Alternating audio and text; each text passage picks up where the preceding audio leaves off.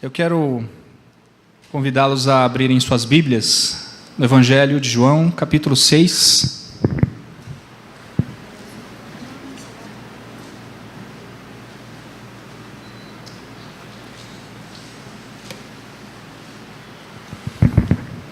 Versículo 60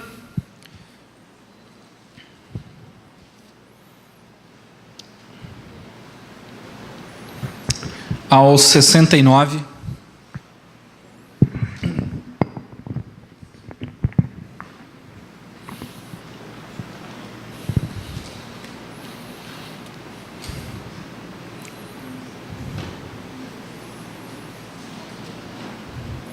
É interessante que em muitas igrejas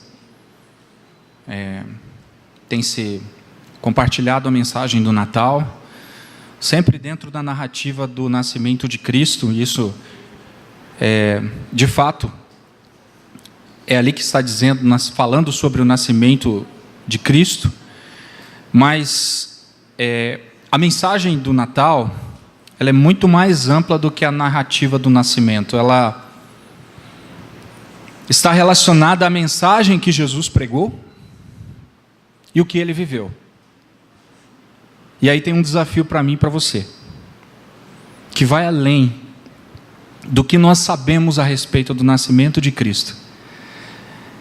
E é isso que eu quero meditar com vocês, nessa passagem de João, que Deus, Ele falou muito ao meu coração, e é uma das passagens mais ricas do Novo Testamento, onde Cristo, Ele fala sobre o pão da vida. Ele é o pão da vida. Vamos ler então do versículo 60 em diante. Está escrito assim: muitos dos seus discípulos, tendo ouvido tais palavras, disseram: duro é este discurso, quem o pode ouvir?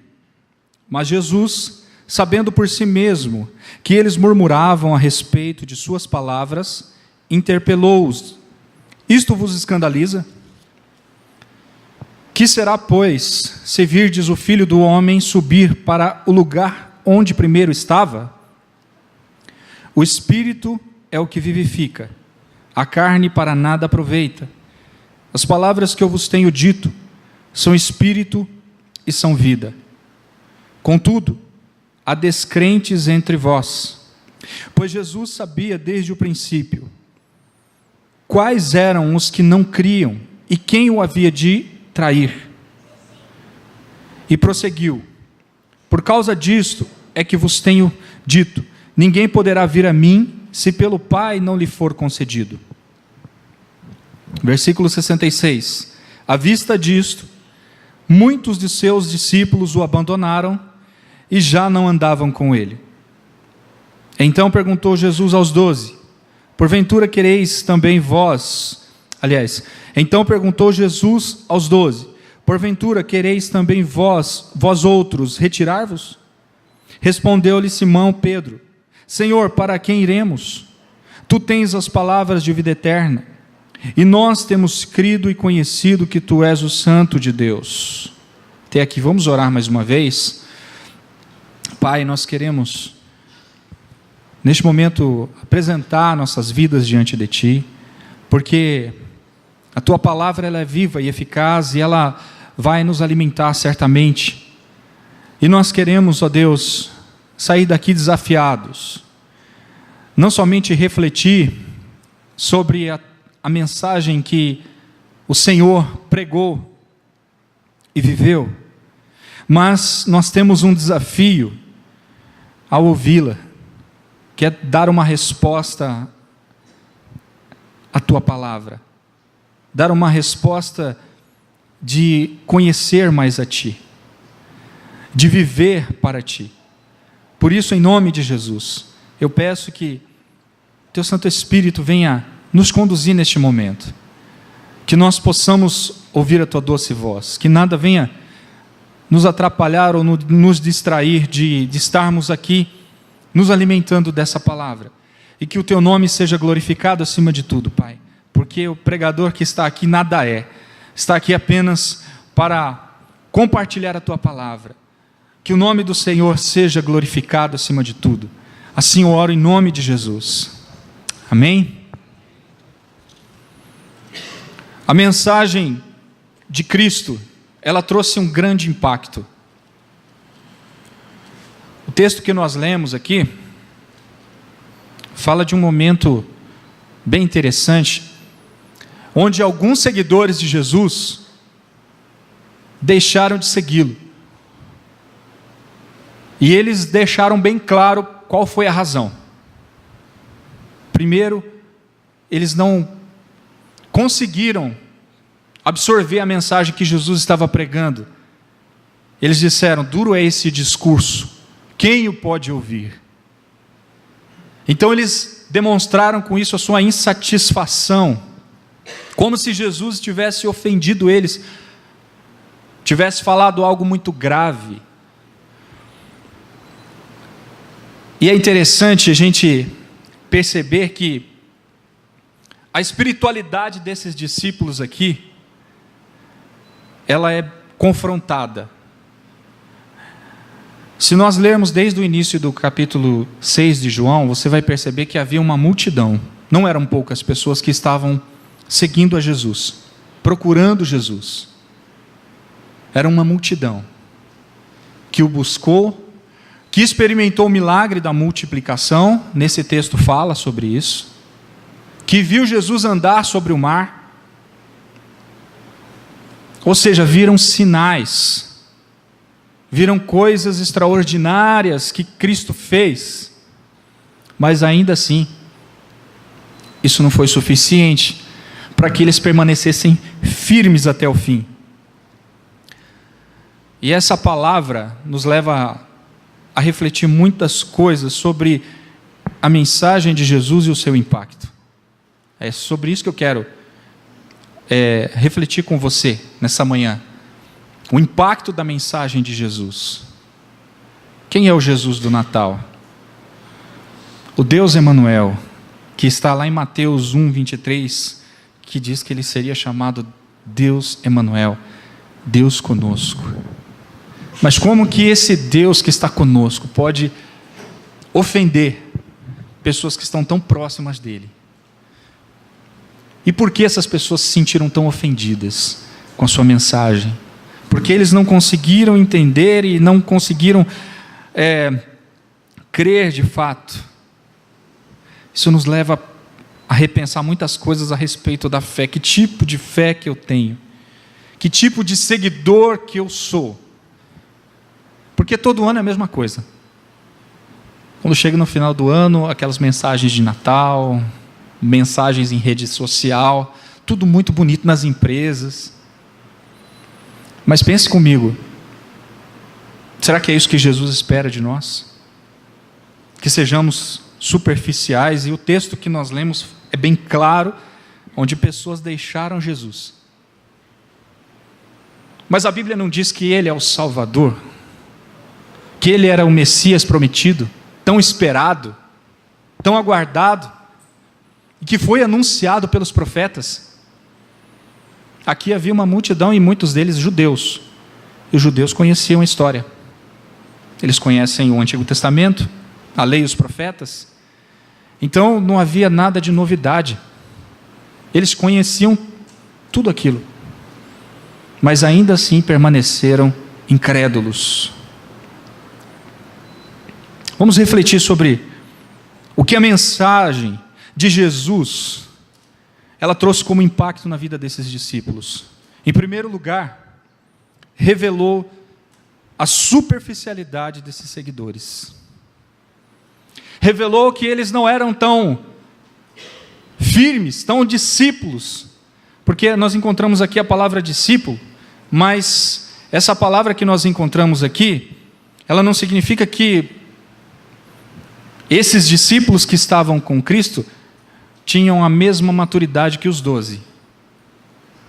Eram seguidores, pessoas que viram os sinais, que começaram a acompanhar até um certo momento, até onde foi interessante para eles, até onde não tocou em nenhum ponto que os ofendesse. até onde era conveniente. Percebe?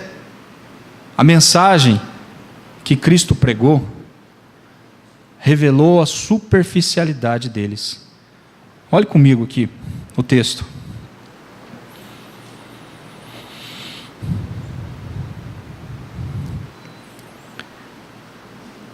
O versículo 60, que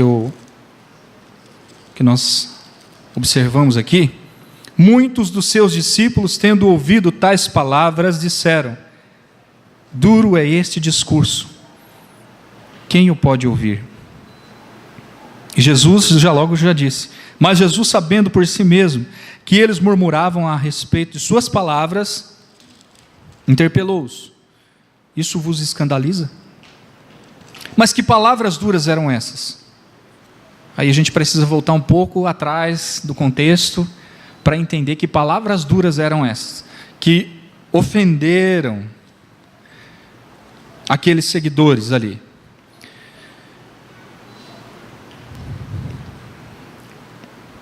Versículo 32 e 33 do capítulo 6 está escrito assim: replicou-lhes Jesus: em verdade vos digo, não foi Moisés que vos deu o pão do céu. O verdadeiro pão do céu é meu Pai que vos dá, porque o pão de Deus é o que desce do céu e dá vida ao mundo. Jesus, ele afirmou ser maior do que Moisés. Na perspectiva do pensamento judaico, isso era uma ofensa. E por que Jesus tocou nesse assunto, falando de Moisés? Porque eles entraram nessa questão. Observe comigo, versículo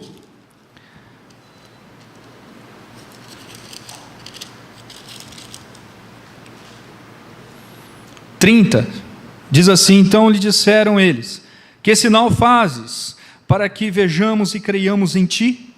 Quais são os teus feitos? Olha o versículo 31.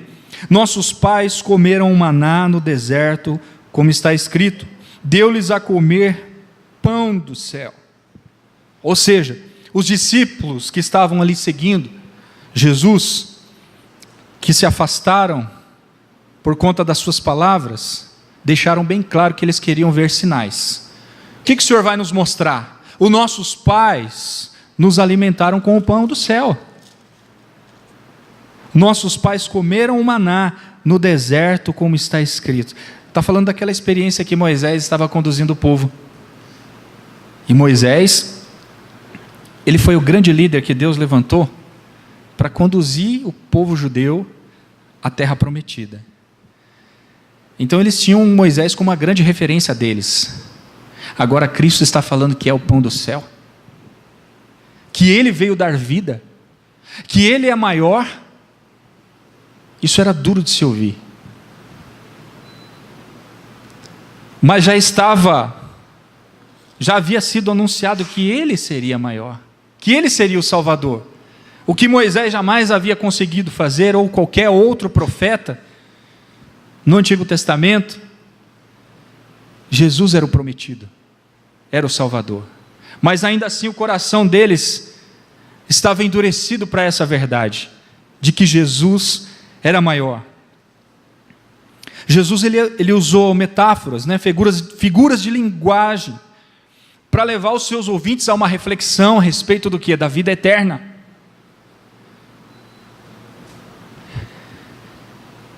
E olhe comigo no versículo 53 ao 56. Respondeu-lhe Jesus: em verdade vos digo, se não comerdes a carne do Filho do Homem, e não beberdes o seu sangue, não tens vidas em vós mesmos. Quem comer a minha carne e beber o meu sangue, tem a vida eterna, e eu ressuscitarei no último dia. Pois a minha carne é verdadeira comida, e o meu sangue é verdadeira bebida. Quem comer a minha carne e beber o meu sangue, permanece em mim, e eu nele. Do que Jesus está falando aqui? Da sua missão, da sua morte substitutiva, da expiação. Ele usou a figura de linguagem para falar do que iria acontecer. Ele daria sua vida pelo mundo, pelos pecadores.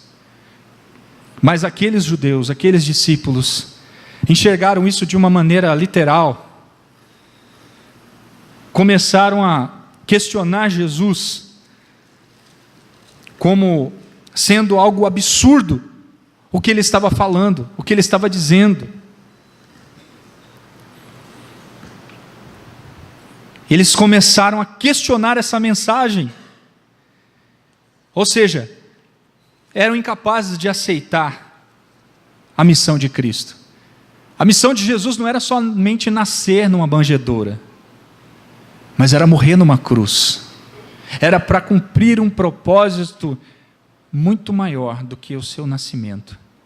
Por isso que quando a gente fala de Natal, quando a gente fala dessa mensagem, não é simplesmente o nascimento de Cristo, mas é a sua morte e ressurreição. É a sua obra completa na vida do homem. Se não fosse isso, eu e você não poderíamos ter vida nele. E foi isso que Jesus estava explanando para aqueles seguidores superficiais. A palavra duro, que é o que aqueles ouvintes disseram, duro é esse discurso. A palavra grega esclero, que significa ofensivo, intolerável. Eles acharam tudo isso intolerável, ofensivo. Jesus falar que era necessário comer a carne dele, beber o sangue dele, isso também apontava para a ceia, que de forma simbólica representa isso. O sangue de Cristo que cobre os pecados, o seu corpo que foi rasgado, que ele levou sobre si no madeiro os pecados da humanidade. Eles eram incapazes de enxergar tudo isso, porque na perspectiva daqueles seguidores, o Cristo que eles esperavam era um Cristo que tinha características que os agradasse.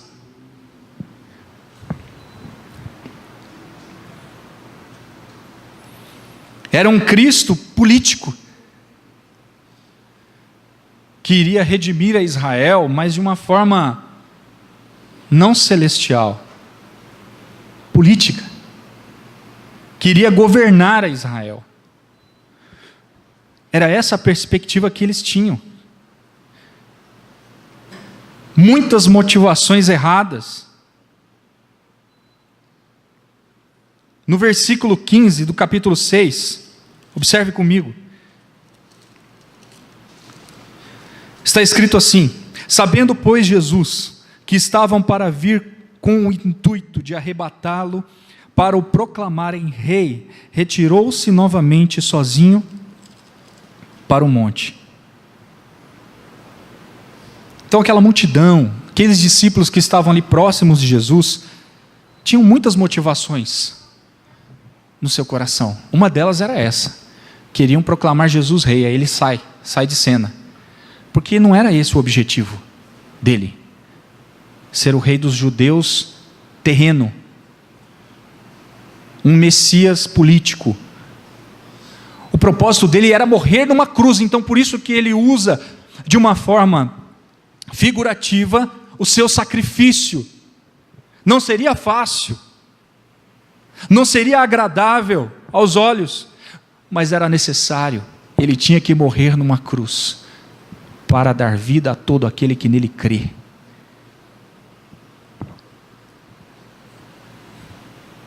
Alguns estavam esperando um Messias político, outros estavam buscando Jesus por causa de comida. Olha comigo no versículo 26 e 27 do capítulo 6. Respondeu-lhes Jesus: em verdade vos digo, vós me procurais, não porque vistes sinais, mas porque comestes os pães e vos fartastes. Trabalhai, não pela comida que perece, mas pela que subsiste para a vida eterna, a qual o Filho do Homem vos dará, porque Deus, o Pai, o confirmou com o seu selo. Jesus percebeu claramente: vocês não estão vindo a mim porque vocês viram os sinais, porque vocês estão crendo que eu sou o Messias, porque esses sinais apontam exatamente para quem? Para o Salvador. Não é por esse motivo, não é por essa razão que vocês estão me buscando. Vocês querem apenas se alimentar, só querem comida. Essa foi a outra razão pela qual essa multidão estava seguindo Jesus. Percebe?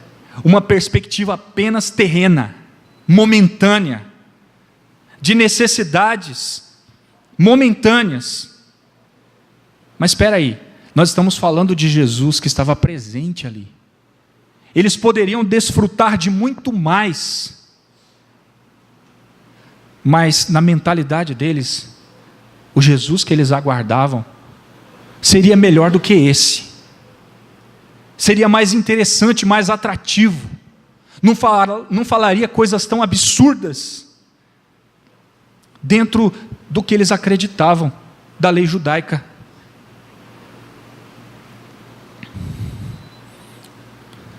Mas esse Jesus é o Jesus do Natal, é o Jesus que escandaliza,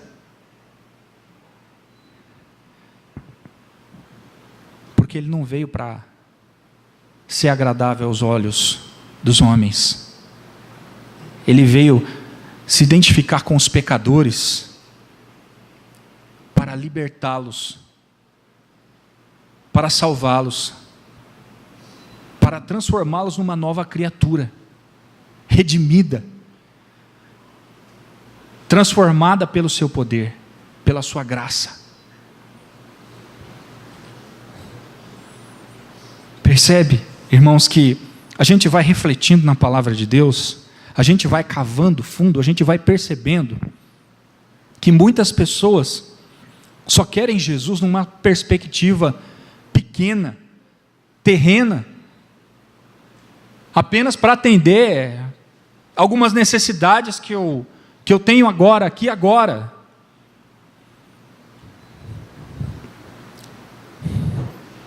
E não por aquilo que realmente importava.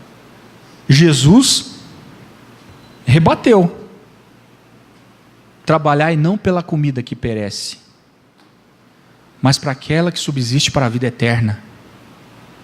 Ou seja, ele estava ali para oferecer vida, vida eterna. E ainda assim eles não estavam compreendendo a importância do Messias ali presente, do Deus conosco.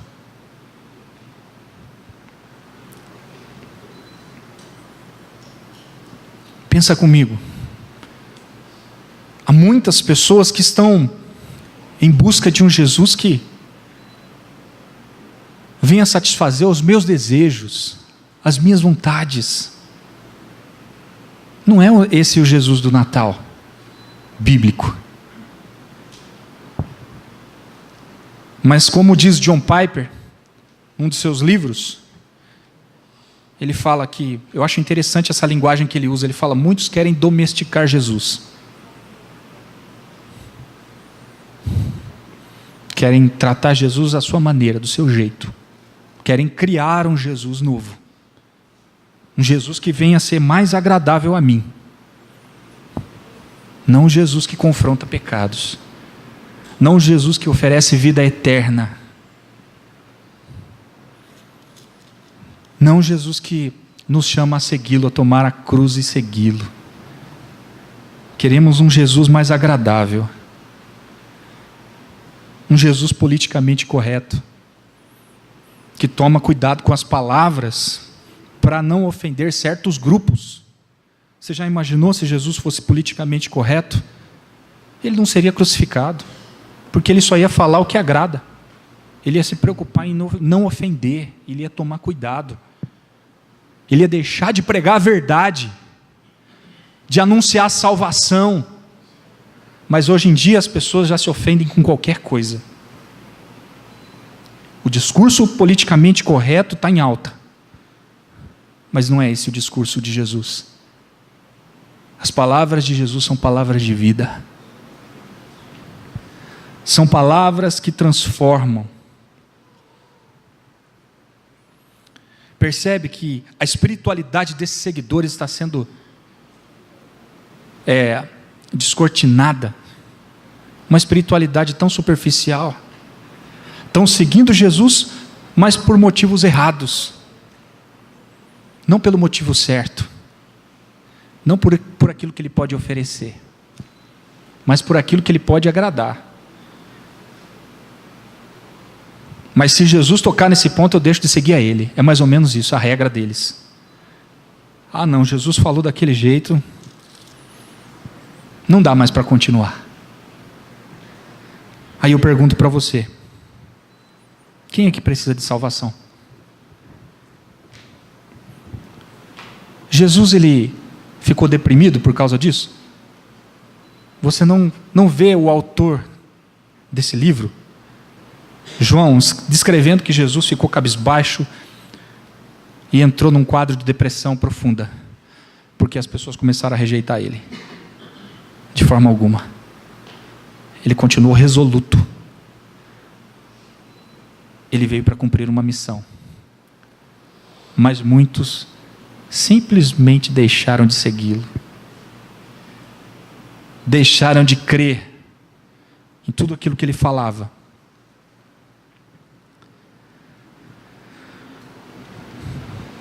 Há uma segunda verdade nesse texto, que é essa mensagem de Jesus que impactou aqueles ouvintes, foi uma mensagem que confrontou a incredulidade deles. Primeiro, descortinou a superficialidade deles ali. Depois, confrontou a incredulidade. Aí já é um aspecto ainda mais profundo da vida espiritual, a fé. Sem fé é impossível agradar a Deus. Sem fé é impossível conhecer Jesus. Muita gente está ouvindo sobre Jesus, mas será que todo mundo que está ouvindo está crendo de fato no Jesus da Bíblia? Parou para pensar sobre isso? Nas mídias sociais, na televisão, os ateus estão enjoados de ouvir sobre Jesus. Agora, o aspecto que Jesus confronta aqui é a incredulidade, porque se você não tem fé, você não conhece a Cristo de fato. E era essa a experiência que Jesus queria que esses discípulos tivessem. Versículos 64 e 66 está escrito assim: contudo, há descrentes entre vós, pois Jesus sabia desde o princípio quais eram os que não criam e quem o havia de trair. Além de pessoas que não criam, Jesus sabia que tinha um traidor ali, que era Judas. Versículo 65, e prosseguiu: por causa disto é que vos tenho dito, ninguém poderá vir a mim, se pelo Pai não lhe for concedido. À vista disso, muitos dos seus discípulos o abandonaram e já não andavam com ele. É impossível andar com Jesus se eu não creio de fato. Como que eu vou conhecer a Cristo se eu não tenho fé suficiente para isso? E é isso que Jesus estava querendo levar os seus ouvintes a entender, que a incredulidade vai mostrar que eles jamais vão conseguir ser um seguidor. Jamais.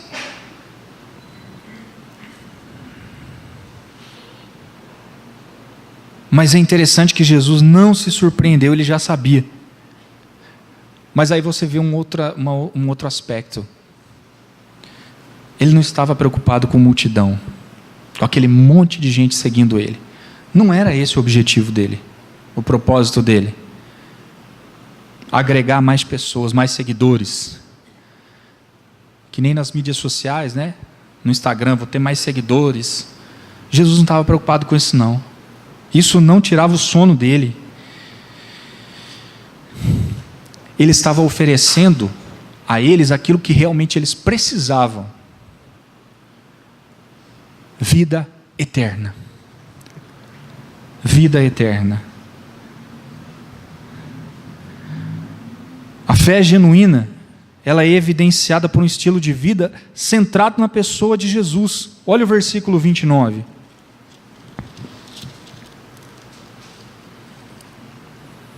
Respondeu-lhe Jesus: a obra de Deus é esta, que creiais naquele que por ele foi enviado.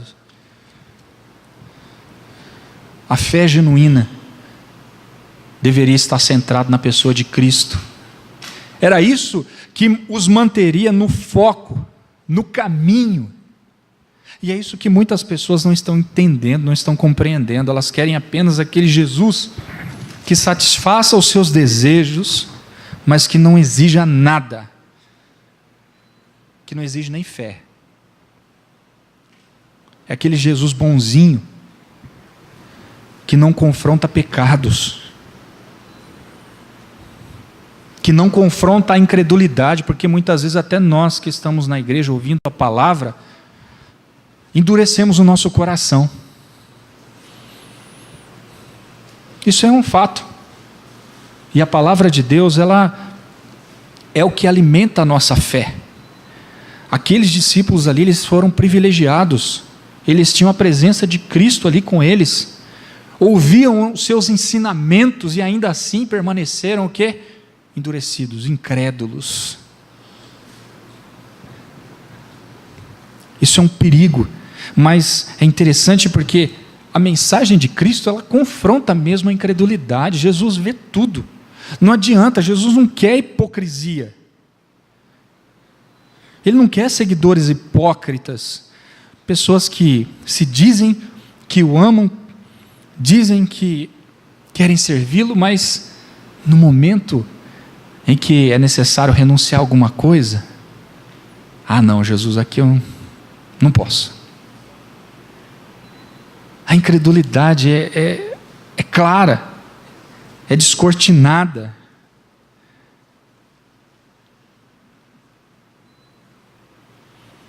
E é interessante que a mensagem do Natal, do nascimento de Cristo, do Messias, já havia sido anunciada já há muito tempo pelos profetas, né? Porque aquela citação de Mateus capítulo 1, versículo 23, é uma citação do Antigo Testamento. Mateus 1, 23. É uma citação do livro do profeta Isaías, que diz: eis que a virgem, aliás, versículo 22, ora, tudo isto aconteceu para que se cumprisse o que fora dito pelo Senhor por intermédio do profeta. Eis que a virgem conceberá e dará à luz um filho, e ele será chamado pelo nome de Emanuel, que quer dizer Deus conosco. A mensagem já havia sido anunciada, eles conheciam exatamente o que diziam os profetas a respeito da vinda do Salvador. Agora olha o versículo 41 e 42 do capítulo 6.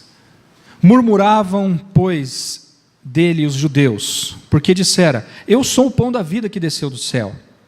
E diziam: não é este Jesus, o filho de José? Acaso não lhe conhecemos o pai e a mãe? Como, pois, agora diz: desce do céu? Mas os profetas diziam que ele não seria alguém nascido de uma forma natural como qualquer outro ser humano. Ele seria gerado pelo Espírito Santo, e foi o que aconteceu. Então eles não estavam crendo em tudo que Jesus dizia. Como esse diz que veio do céu? Nós conhecemos os seus pais. A ausência de uma fé genuína. Somente a fé possibilita o homem enxergar o que ele precisa. No versículo 35 está escrito: declarou-lhes Jesus, pois Jesus: eu sou o pão da vida, o que vem a mim jamais terá fome, e o que crê em mim jamais terá sede.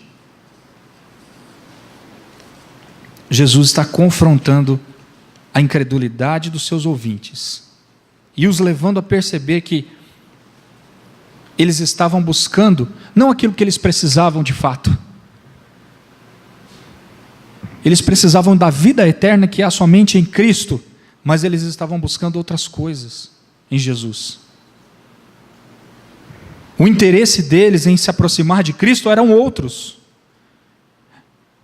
Motivações totalmente contrárias ao que de fato deveria ser.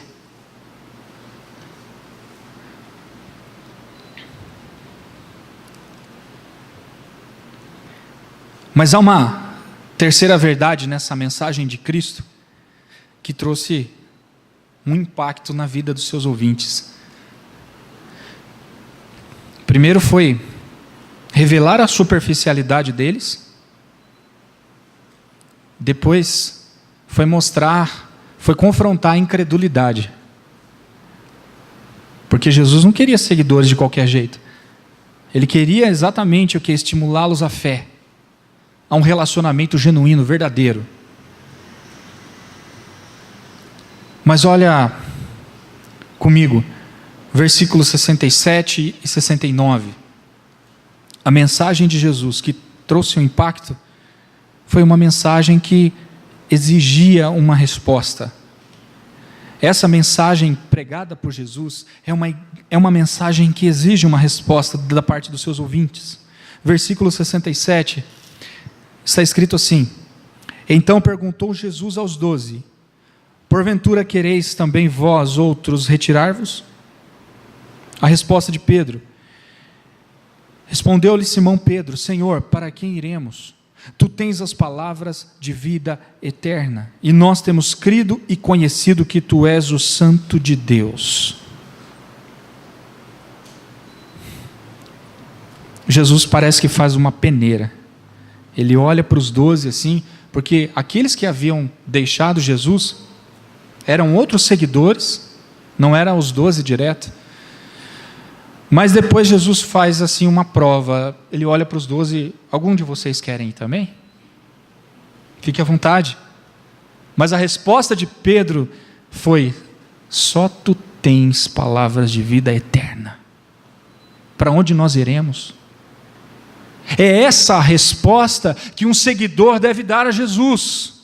Nós não temos outro caminho para Deus, para a vida eterna. Não existe vida eterna em outro lugar. Não existe razão para viver em outro lugar.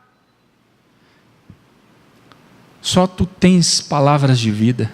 Só tu tens aquilo que nós precisamos. Eu não vou encontrar perdão de pecados em outro lugar. Eu não vou encontrar remissão de pecados em outro lugar. Eu não vou encontrar refrigério, graça em outro lugar. É isso que Pedro estava querendo dizer.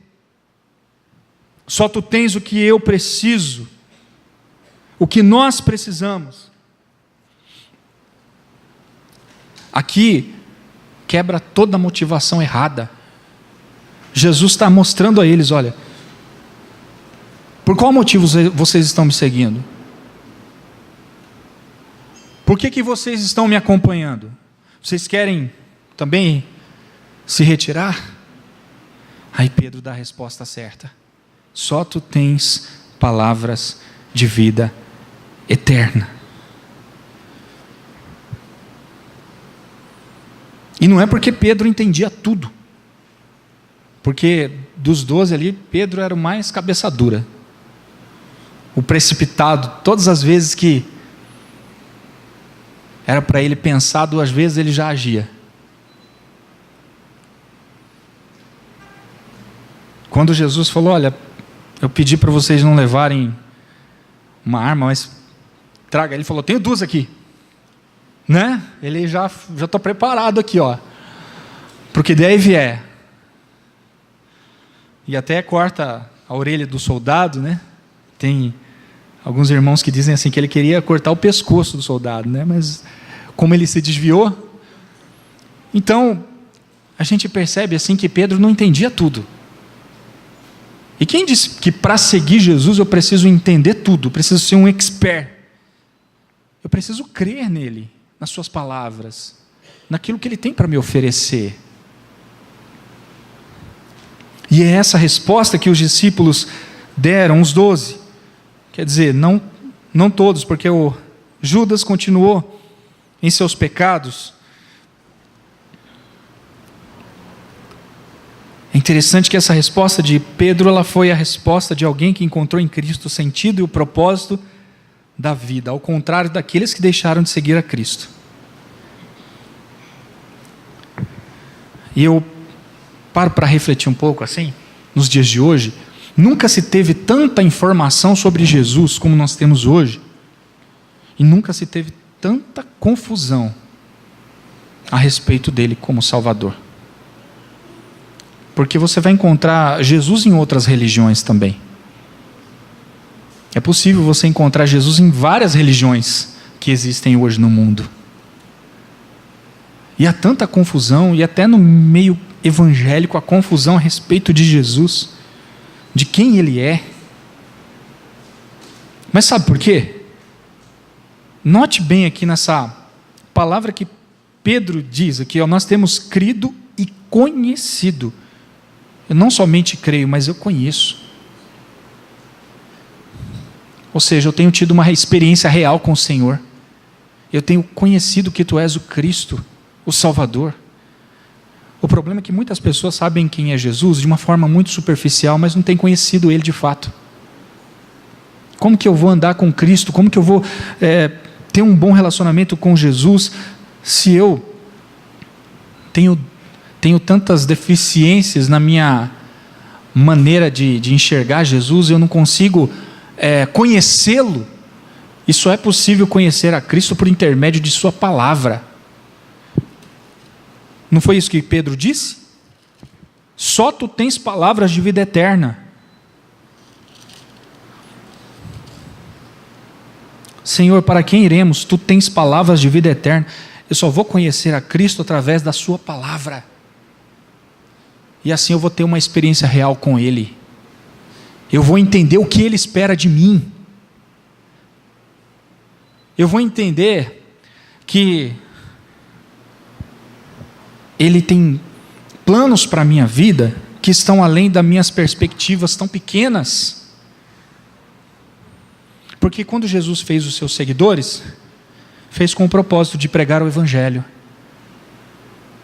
Então eu penso que a mensagem do Natal, ela traz um impacto na nossa vida, acerca de que nós, como seguidores de Jesus, nós temos que levar a luz aonde há trevas.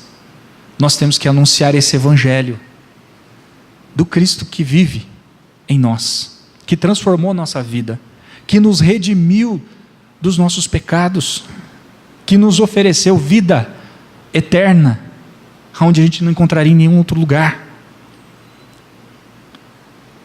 É esse o impacto que a mensagem de Cristo produz. Ela exige uma resposta da nossa parte.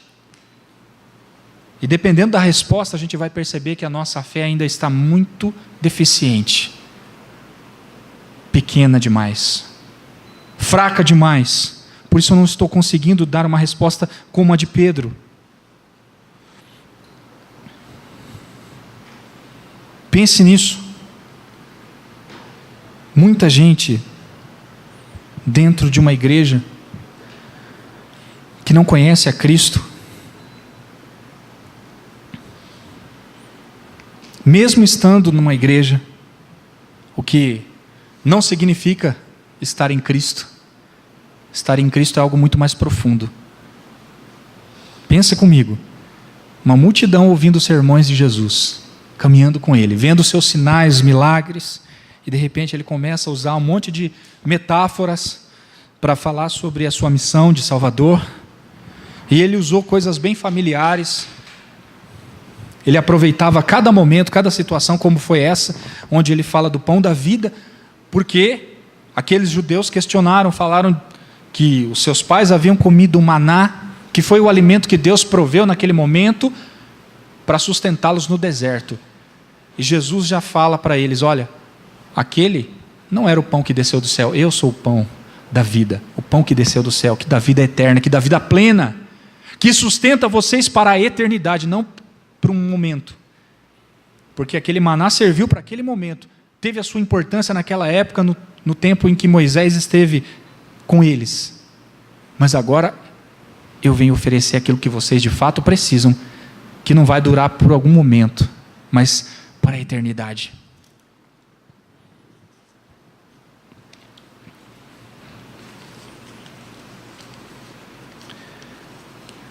Qual é a resposta que nós estamos dando a Cristo?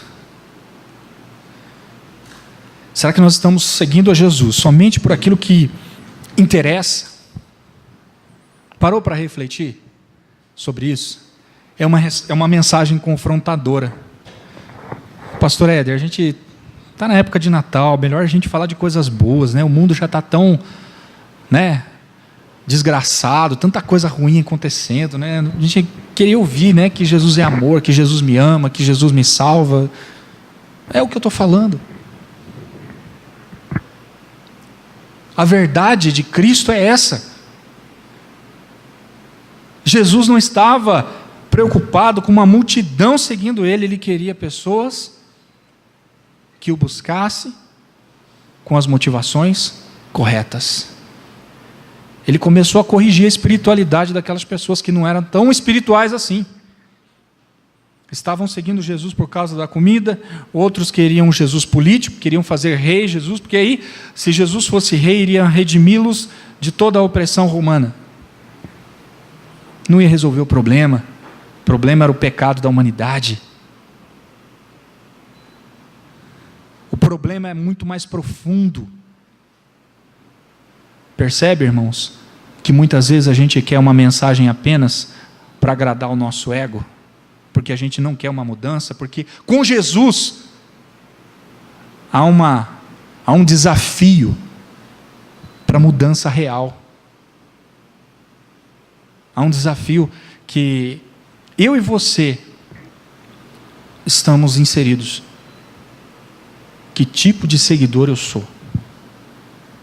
Qual é a resposta que eu estou dando a Cristo?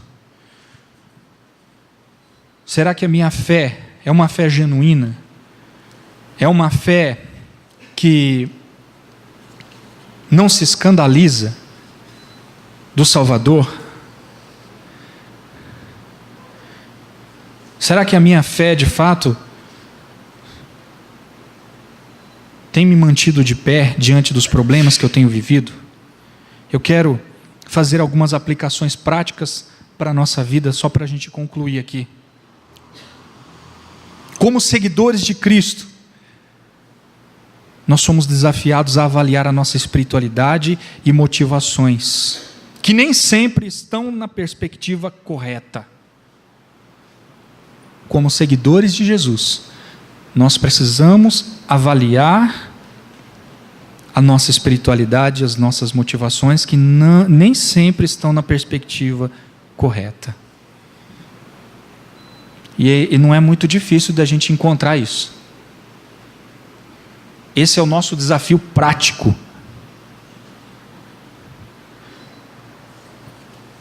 A segunda aplicação que eu faço, prática para a nossa vida, é a seguinte: nós precisamos tomar cuidado com a incredulidade que ameaça o nosso relacionamento com Cristo. Aqueles seguidores tiveram o privilégio de ouvir Jesus pessoalmente, porém não creram nele. Nós estamos na igreja, ouvindo sempre sermões, você pode ouvir pela internet, você pode sempre se alimentar da palavra, mas isso não significa que de fato você crê. Crer em Cristo leva você a uma experiência com Ele, a conhecê-lo, cada dia mais, e a sustentar, a manter a tua vida espiritual. E essa questão da incredulidade, ela está muito mais perto do que a gente imagina. Às vezes você pensa assim, eles não estavam tão firmes assim, né? Mas isso não está longe da gente. Quantas pessoas você conhece que já tiveram uma experiência com Deus e hoje estão afastadas do caminho do Senhor? Aí você pergunta, por quê? Será que eles estão de fato tomando cuidado com aquilo que ameaça a sua fé, seu relacionamento com Deus? Nós vivemos numa época em que os valores estão cada vez mais invertidos, né? Eu posso dizer assim, de um acontecimento recente, teve um supermercado lá em São Paulo que foi processado pelo Ministério Público por conta da distribuição de alguns livretos que são produzidos pela LPC, que fica aqui em Campinas. Os livretos Cada Dia. Alguém aqui já ouviu falar desse livreto? Eu já trouxe aqui na igreja também. Eu distribuía esses livretos na empresa onde eu trabalhava. Todo mês eu distribuía para o pessoal, a gente tinha um grupo de oração lá e era uma bênção. E muitas pessoas me pediam porque se alimentavam daquilo. Agora, naquele supermercado, ocorreu que eles distribuíram os livretos que tinham como tema família e que confrontam exatamente os problemas da nossa época, em relação a relacionamento homoafetivo, aborto, trata de temas polêmicos e bastante complicados no nosso tempo. E por conta disso, o supermercado está sendo obrigado a recolher todos os livretos que foram distribuídos. E teve pessoas que se sentiram ofendidas, né? Ofendidas porque, como assim? Eu não posso ter a minha família do meu jeito, do jeito que eu acho. Aí eu parei para pensar o seguinte, eu falei assim, será que nós cristãos vamos ter que nos adequar a isso? Ou vamos ter a coragem de falar a verdade, de pregar a verdade? Porque o fato de você não concordar com determinados comportamentos não quer dizer que você está sendo homofóbico, que você quer que aquela pessoa morra. Eu já fiz um velório de um rapaz que era homossexual, fui pregar para ele, a família pediu para eu ir lá trazer uma mensagem quando ele faleceu. E eu fui lá sentindo a dor daquela família. Quem diz que eu tenho raiva porque eu prego a verdade? De forma alguma. Também fui num velório de um outro rapaz que foi espancado até a morte. Era homossexual. Fui lá chorar junto com a família. É muito triste, eu não sou a favor, nós cristãos não somos a favor da violência. Mas a gente vai percebendo que cada vez mais a nossa fé está ameaçada por esse perigo da inversão de valores. Eles querem enfiar de goela abaixo para nós o que eles acham. E você tem que jogar fora o que está escrito aqui. Jesus confrontou a cultura da sua época. Ele fez muita gente se sentir ofendida e cair fora. Mas ele não deixou de cumprir a sua missão. Eu e você temos o desafio de continuarmos nesse caminho, ainda que as pessoas se ofendam, se afastem.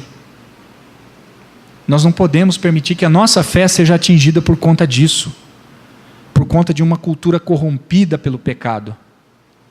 Então nós precisamos tomar cuidado. Essa é a aplicação que nós temos que fazer para a nossa vida, em relação à fé. E uma terceira aplicação é que a resposta que precisamos dar a Cristo, ela não é tão simples quanto parece.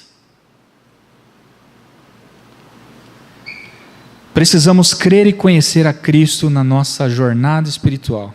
Caso contrário, seremos como aqueles que deixam de seguir a Cristo por qualquer motivo, por motivos banais, por qualquer coisa. A nossa resposta, ela tem que ser diária. Eu tenho que me converter todos os dias. Eu tenho que avaliar minha vida espiritual. Eu tenho que confirmar com a minha vida cristã aquilo que eu prego todos os dias. Se eu sou um cristão, se eu creio no Evangelho, eu tenho que vivê-lo. Esse é o nosso desafio.